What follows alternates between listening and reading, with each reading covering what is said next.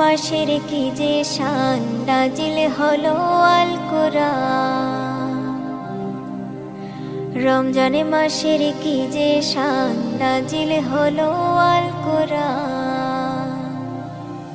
হায়রে সবে কদর রমজান শেষে লও না খুঁজিয়া, হায়রে সবে কদর রমজান শেষে লও না খুঁজিয়া।